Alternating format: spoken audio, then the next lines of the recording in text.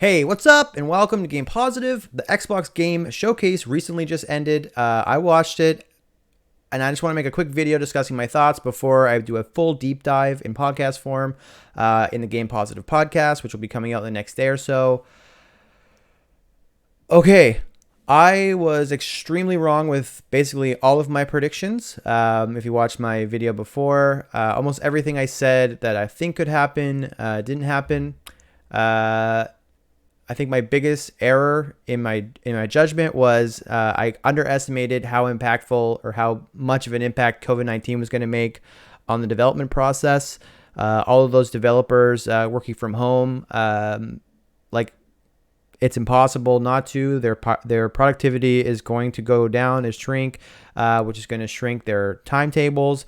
And honestly, like the first thing that's going to go on the chopping block is going to be the time it takes to develop and cut like a vertical slice for a gameplay demo. So I predicted there was going to be a lot of long form gameplay demos, and what we got was a lot of trailers. And I think that's why, and that makes complete sense.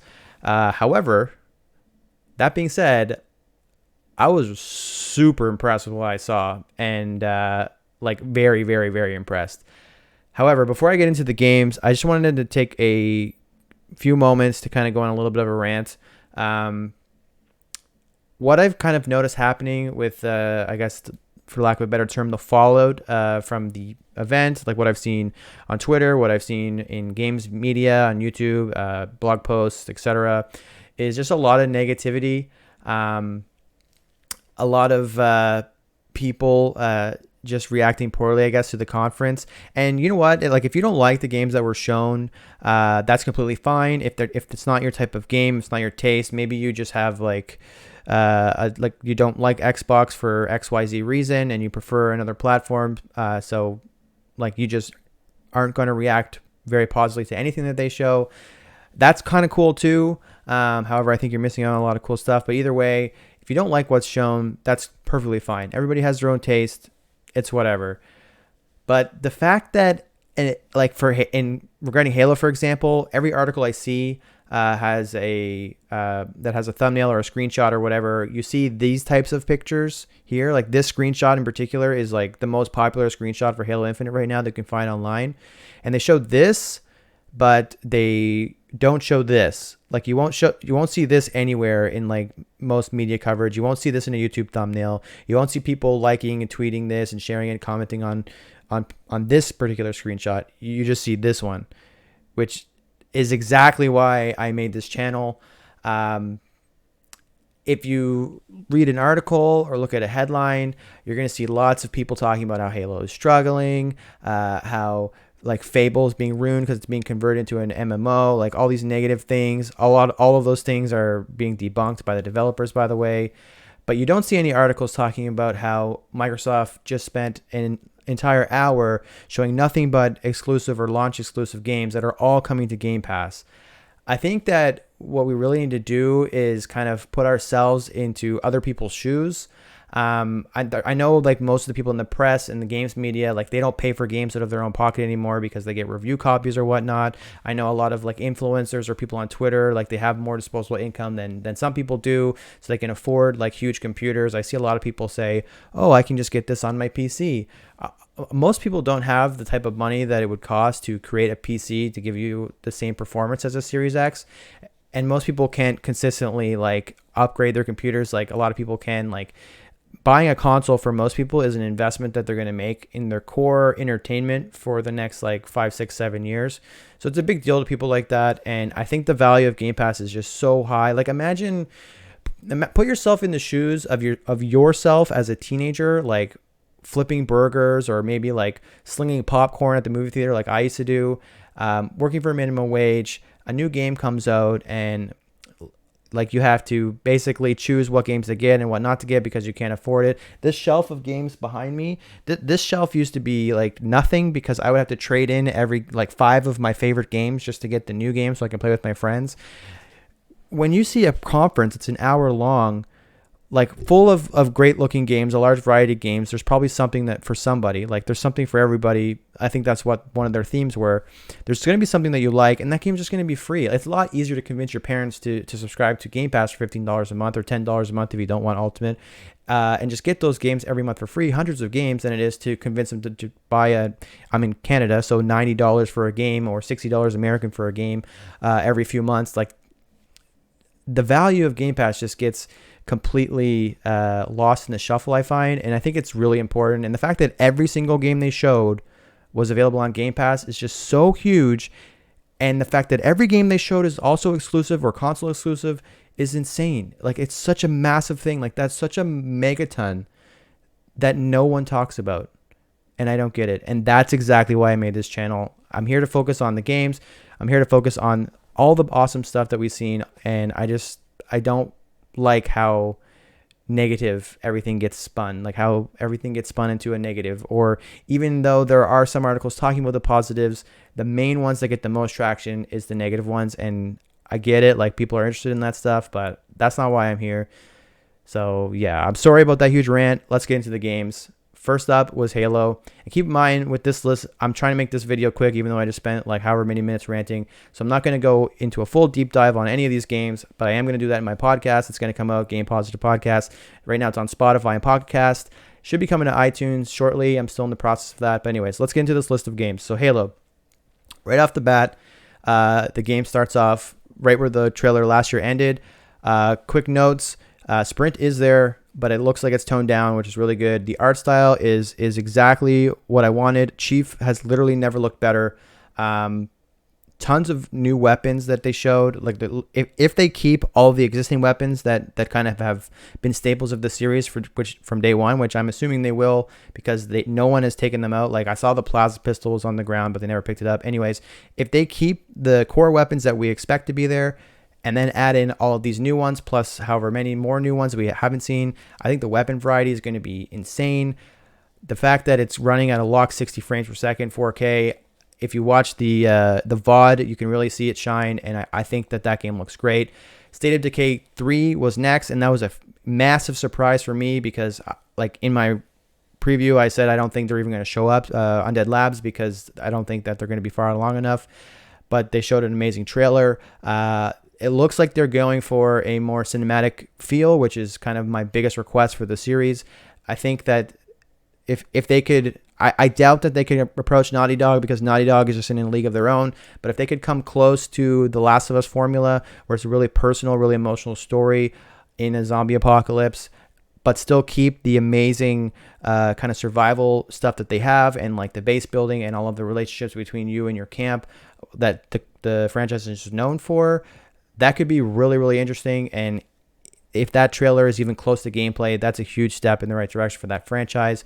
Forza showed up next, which they're not making Forza 8. They're making Forza Motorsport, which is kind of a reboot. Side note, Halo Infinite not being Halo 6 is also the same thing. I think Microsoft is really just trying to kind of press the reset button and kind of reset all of their core franchises. I have a feeling that the next Gears game might be like Gears : something, or just Gears instead of Gears 6, because I think they see this as a new beginning for them, a new shift in their strategy, and I think they want Halo to be a platform, they want Forza to be a platform, and I think Gears is probably next. But yeah, they didn't show much in terms of gameplay, but what they showed, like, it was literally hard to tell the difference between that and real life. It looked fantastic. If that's representative of what the game's going to look like, then I might actually play a Forza game, because I'm not a huge racing fan.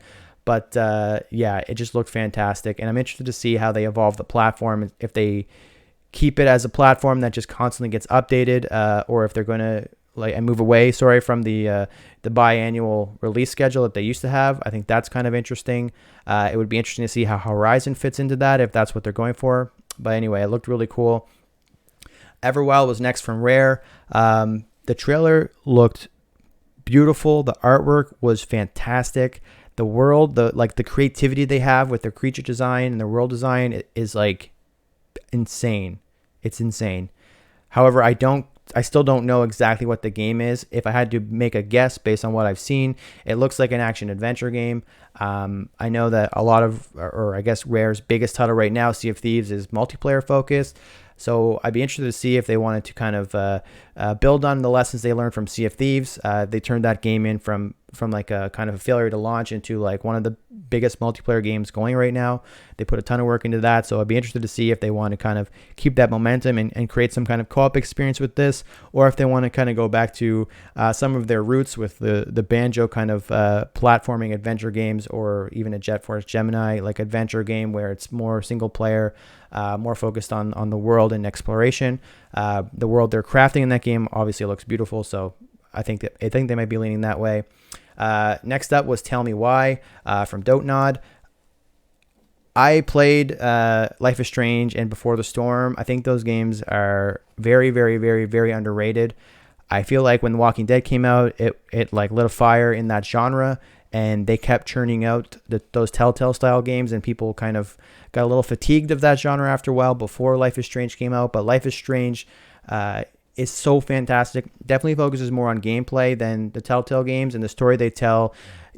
You have to kind of accept the fact that the story in Life is Strange anyway is like a teen high school drama. So if you can't get past that, then you probably won't enjoy the game. But the game itself is really good. And what I've noticed from Tell Me Why is that they definitely are able to express more emotion in the characters, because the animation and the character models are just at the next level, and the story itself is already a pretty emotional one if it's going to be anything like Life is Strange. So being able to express that through the characters more and more believably is definitely a huge step in the right direction for that franchise. I definitely look forward to hearing the soundtrack, because the soundtrack in all of those games from Dontnod are fantastic. But yeah, Tell Me Why looked great too.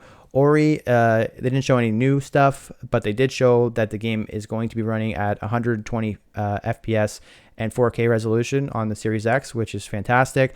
I think that where that game is also on PC, it's going to be easier for people to kind of compare the Series X to higher end gaming PCs, because he did say also that it's going to be using the Ultra setting preset, which is pretty cool. So that will be a good way to measure stuff. The fact that that update's coming for free is fantastic. They also mentioned that updates like that are coming to the majority of their first party games, at least their like current ones like Sea of Thieves, Gears, Ori, etc. So it's really awesome to see them putting that extra mile in and spending that extra time and money to kind of make sure that the games that you love right now are going to come forward, and they're not just going to be passively better because it's a better system. They're going to be actually better because they worked and optimized it as best as it could be, which is great to hear. Next up, Obsidian showed up, and I think Obsidian might have stole the show. I actually have a video plan that's going to be coming out soon. That's kind of a deeper dive into Obsidian. I think that the story they have, based on where they came from, some of the trials and tribulations they kind of face with a particular company, the type of games they're making now is very deliberate, I think, and where they are now, I think that's a really cool story. So I am going to make another video explaining that, but I won't spoil too much of that right here. What they showed was the first story DLC for Outer Worlds, which looked pretty cool. Really funny writing as usual. Like they're great writers. The trailer for Grounded was one of my favorites, just because they totally kind of get that people think it's weird that Obsidian's making this game, because it's not like this grand RPG that they're used to seeing from Obsidian, and they really kind of drilled into that in the trailer. Really self-aware. It was really funny. The cyberpunk kind of joke was really good. I definitely laughed at that. The thing that shocked me though is that game is coming out in like 4 or 5 days. It's coming out in preview form, but still it's coming out. Can't wait for that. I played the demo, which is single player only, and it was fantastic. Can't wait for the multiplayer. And then they dropped the Megaton, which was Avowed, which basically looked like the next gen Elder Scrolls game that we all want. I think that's amazing strategy, because last year Bethesda said that the Elder Scrolls game is coming after Starfield, and Starfield, like, we still don't even know what that is. So Elder Scrolls is probably several years away, and there's been a void since Skyrim. Skyrim technically came out in 2011, like almost 10 years ago, and we haven't had an Elder Scrolls game since, even though we've had Skyrim like 30 times since then. But the game looked fantastic. We didn't see much, but just the animation of him holding the sword and casting the spell, instead of just like a ball appearing in his hand and him shooting it like you would typically see in current gen or last gen games, the fact that he like drew the incantation, like it just looked so cool. The fact that it takes place in Eora, the same world as Pillars of Eternity 1 and 2 take place in is great. There's going to be some awesome continuity, and there's several years of lore that's already pre-written. So there's going to be a lot to draw on for story and a lot to reference for fans of those two previous games, which is awesome. Next up, we have As Dusk Falls. This game has a really unique art style that I've never seen before. They didn't really explain it too much, but it looked like they were filming actors and then converting that into almost like comic book frames, which looked really, really cool. Like hand-drawn artists can make like really expressive characters, but it takes a lot of work and a lot of time to draw a frame of that. The camera technique that they're using here looks like they're able to kind of expedite that process. So what looks to be a smaller team is able to create really, really high quality art that's really able to showcase the emotion in the characters' faces really quickly and for several frames. So it has kind of a really cool comic book aesthetic. I really like the kind of interlude where they kind of talked about the studio and the game, the development team. I think this is their first game, so I am excited for that. Apparently it's made of Quantic Dream employees. Which if you haven't played Detroit Become Human, that was one of my favorite games of this generation. Definitely recommend that. And if people that worked on that game are currently working on this game, then that has me even more excited. Next up was Psychonauts 2, sorry. I'm surprised that game is not coming out until next year. I thought it was further along, but I mean, COVID, everything like that, like I can't fault them for that. The gameplay itself, the trailer was really good. I think they were almost trying to compete with Bugsnax for like the musical number, I guess, of the show. The song with Jack Black was great. It definitely doesn't dethrone Bugsnax because the Bugsnax trailer was like so catchy. My daughter constantly listens to the song, which means I constantly listen to the song, which means it's always in my head. It's never leaving my head. I can't stop talking about Bugsnax.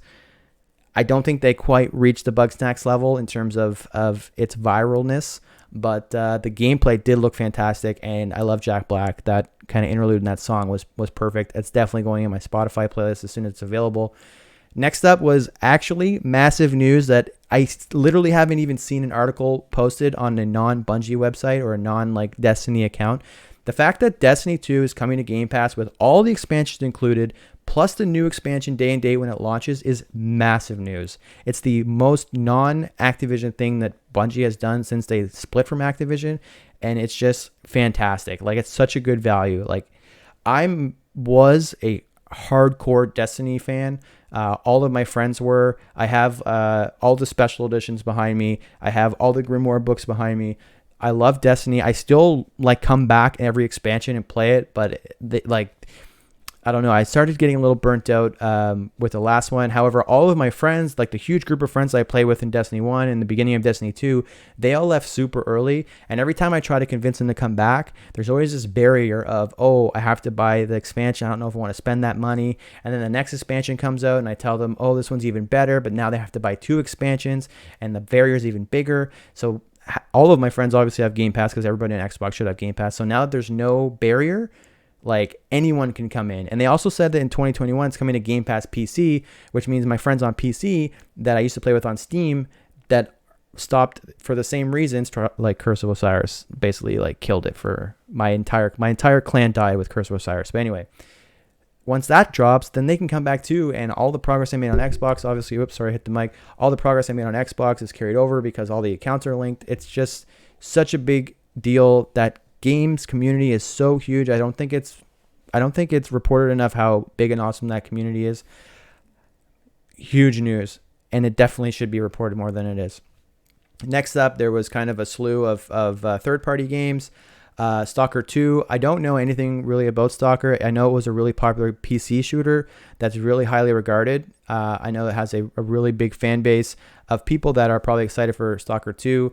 The notes I read from the developer looked really cool, but I honestly don't know much about that. The trailer did look cool, but didn't show any gameplay, so I don't really have anything to go on.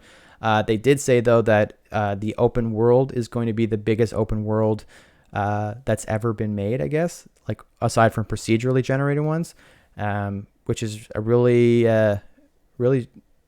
bold move to say that, but we'll see. It definitely looked cool from the trailer. Warhammer Darktide came out, which I have played Vermintide and Vermintide 2. I think that they like the horde modes in those games were really good. And I thought initially that the concept of it being more medieval and more melee focused was going to be like a really cool spin on Left 4 Dead. But when I played it, it was really fun for a little bit. But I kind of wanted guns, to be honest. And the fact that this one's going to have them makes me really, really interested for it. And I know with next gen, you're going to have a lot more characters on screen, which is going to be crazy because if you played World War Z, that game already has like as many characters on screen as I could possibly think of. But having all those characters plus insane lighting, which they kind of tease in the trailer with the flashlight scene, I think that could be really cool. And then the gunk from the people that made the SteamWorld games. I don't know much about that game. It kind of looked like Mario Sunshine a little bit, but I haven't played any of the SteamWorld games. The art style looked really cool. The main character looked pretty cool. And like I said, all of these games are coming to Game Pass. So even if you kind of think it looks okay and cool or whatever, like it's not something that you necessarily would invest in day one. You own it day one if you're a Game Pass member. I'm a Game Pass member, so every time I see a trailer for a game, it's basically like that game's I've just bought the game. I just pre-ordered the game essentially because I own Game Pass. I think that needs to be like people need to scream that from the rooftops because that's such a huge deal. Anyway, sorry, I'll try not to talk about that anymore. Next up, The Medium. The Medium, I think, is the most underrated game in the launch lineup. I think that the mechanic that they kind of showed, being able to render both like the real world and like the spirit world at the exact same time, and the game will dynamically flip between them in real time, where you can see both on the screen at once, based on like different things that are happening with the story. Is crazy, and that's a feature, that's a gameplay mechanic that can't be done on any other generation of consoles. So like Halo looking really awesome, that can be done, like that game can still run on an Xbox One.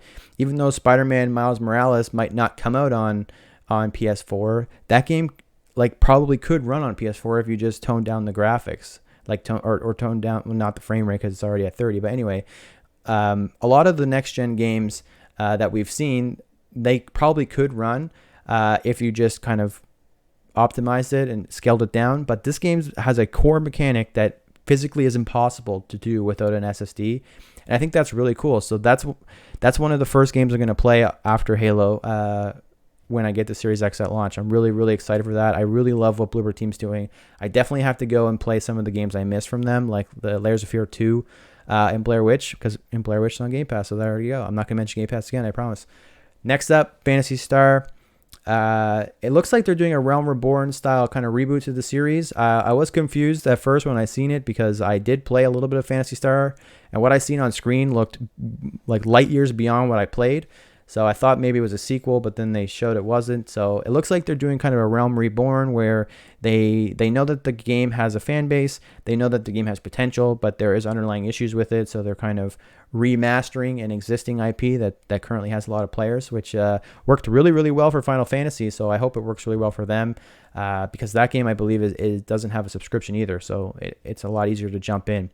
Next up, Crossfire X campaign. Looked fantastic, like fantastic. I love Remedy so much. It looked exactly like the Call of Duty campaigns that I love, but it has a kind of narrative twist from Sam Lake and Remedy that I think will just push it over the top. I did play the multiplayer beta, and the multiplayer beta wasn't properly tuned for consoles, so the controller felt a bit weird to play with, but I know that game's super popular in China on PC, or I should say in Asia on PC. It's probably played in more countries outside of China, but yeah, I think that game has potential where it's free to play, but the campaign just looked great. Anything that Remedy makes, I'm going to love. Ever since Max Payne, it's just been one of my favorite companies for sure. Ended on Fable. It was just a teaser trailer, kind of confirmed what we already knew. It was like the worst kept secret in gaming, but it did definitely confirm that the tone of Fable is not going to change. I was worried when they said they were when it was rumored, I should say, that they were going to make Fable, because Microsoft needed like kind of a serious role-playing game or action adventure game, because Sony was just dominating with like tons of them. Like they were just spinning them out like crazy, and Microsoft really had nothing to compete with that outside of maybe Gears of War. But Gears of War is more of a shooter, even though it's third person. And I was worried that if they rebooted Fable, they would either keep the like humor and make it really silly like Fable's known for, which is probably what the fans would want, which wouldn't kind of quench the thirst of the people that want that like gritty role-playing game, or they make Fable a gritty role-playing game, and then it like makes all the people that wanted the original Fable like angry. So it was like a lose-lose. But when they showed Avowed, which is going to be this like epic kind of more gritty, realistic fantasy role-playing game, that like cleared the runway for Fable to be Fable, and Fable is going to be Fable, which is fantastic. All in all, I really, really liked what I showed. Again, I think it's insane that they were managed to shove a whole hour full of exclusives. Like that has never been done before, at least that I can recall, in any press conference for Microsoft or Sony. There's always third-party stuff thrown in there that's just like kind of like in the PS5 reveal, they showed like Resident Evil, which was an amazing trailer, and it got a huge response, which it should because it looks fantastic. But that game's like going to launch on Xbox at the same time. Like it's not a timed exclusive or anything. And there's a few games like that in there, and there's always a few games like that in every conference. But they just had a full hour of like a console launch exclusive, and it's all coming to Game Pass. I thought it was a really, really good show.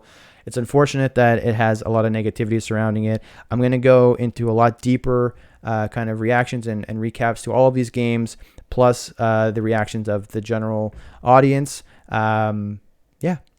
This has been Game Positive. This is my recap. I'm not going to put a grade on it because I don't like to do that. I just think the show was really, really good.